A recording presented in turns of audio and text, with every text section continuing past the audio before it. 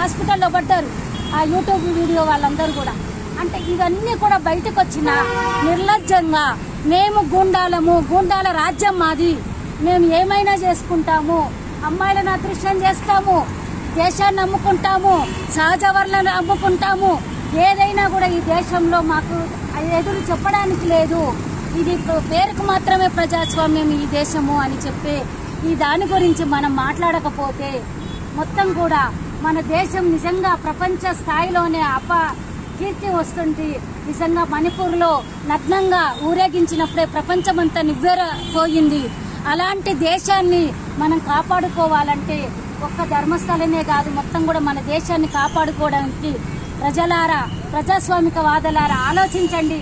ధర్మస్థలలో ఏం జరుగుతుంది, ఎందుకు ఇవన్నీ మాపవుతున్నాయి, మీరందరూ కూడా ఆలోచించాలి.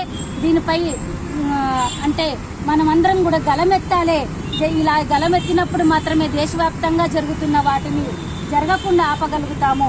అందుకు మీరందరూ వచ్చి మనము దీని పైన ఒక నిరసన తెలపడము అనేది చాలా మంచి కార్యక్రమము.